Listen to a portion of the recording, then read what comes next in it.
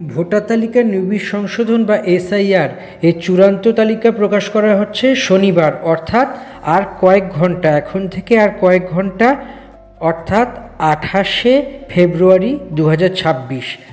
ওই দিনই বুথ স্তরের আধিকারিক বা বিএলওদের কাছে চূড়ান্ত ভোটার তালিকা পাওয়া যাবে না, কেননা চূড়ান্ত তালিকায় নাম আছে কি না ভোটারদের তা দেখতে নির্বাচন কমিশনের অ্যাপ বা ওয়েবসাইটেই দেখতে হবে, এমনটাই নির্বাচন কমিশন সূত্রে জানতে পারা গিয়েছে। এবং এছাড়াও বিডিও এবং এসডিও অফিসেও তালিকা ঝোলানো থাকবে, চূড়ান্ত তালিকা থাকবে ডিএম অফিসেও। এসআইআরের খসড়া তালিকা যখন প্রকাশিত হয়েছিল ঠিক তখন বুথে বুথে বিএলওদের কাছে দেখা গিয়েছিল, কিন্তু চূড়ান্ত তালিকা বুথে দেখার সুবিধে এখনই থাকছে না, হয়তো আগামী দিনে হতেও পারে, কিন্তু সেই সমস্ত লেটেস্ট খবর জানতে পারা যাবে একেবারে নির্বাচন কমিশন সূত্রে। এই মুহূর্তে যা জানতে পারা যাচ্ছে সেগুলি হলো, চূড়ান্ত ভোটার তালিকা বুথেই প্রকাশ করতে হবে, নিয়ম নির্দিষ্ট করে, এক্ষেত্রে বলার কিছু নেই, তবে পরবর্তীকালে তালিকা আরও দেওয়া হবে। শনিবার দুপুরের মধ্যেই তালিকা প্রকাশিত হতে পারে অ্যাপ এবং ওয়েবসাইটে। রাজনৈতিক দলগুলির পেন ড্রাইভে এই তালিকা দেওয়া হবে।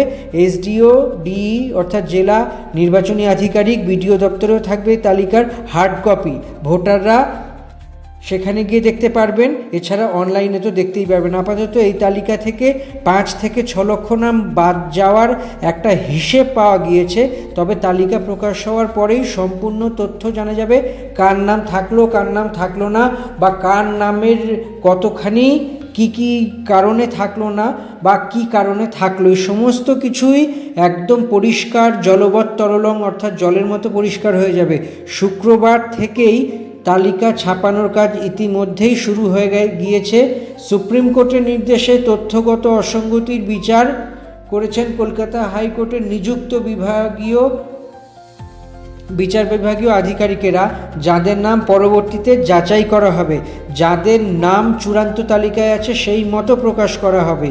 প্রাথমিকভাবে 28 তারিখের তালিকায় সকলের নামই রাখবে নির্বাচন কমিশন, কিন্তু আলাদা করে কাদের নাম যাচাই হওয়া বাকি সেটিও উল্লেখ করা থাকবে। সূত্রের খবর, এখনও পর্যন্ত সেই সংখ্যা পৌঁছেছে 60 লক্ষ। নির্বাচন কমিশনের ওয়েবসাইট কি? ওয়েবসাইট হলো eci.gov.in। আরও একবার বলছি, eci.gov.in। রাজ্যে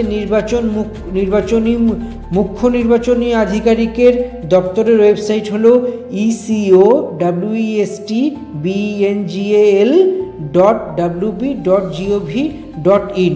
আরও একবার বলছি, ECO ওয়েস্ট বেঙ্গল westbengal.wb.gov.in। এবং নির্দিষ্ট এসআইআর অ্যাপে এর সমস্ত চূড়ান্ত তালিকাও দেখতে পাওয়া যাবে। এবং নিজের নাম, এপিক নাম্বার দিলেই ভোটাররা দেখতে পাবেন তার নাম কমিশনের তালিকায় কী অবস্থায় আছে। ইতিমধ্যে যাদের নাম যাচাই করা হবে এবং যাদের কোনো সমস্যা না থাকে, তবে স্বাভাবিকভাবেই নাম উঠে আসছে তালিকায়। যদি নাম কখনো যাচাই না করা হয়ে থাকে, তবে নিচে অ্যাডজুডিকশন বা বিচারাধীন লেখা থাকবে। কারো নাম মুছে দেওয়া হলে নিচে লেখা থাকবে ডিলিটেড।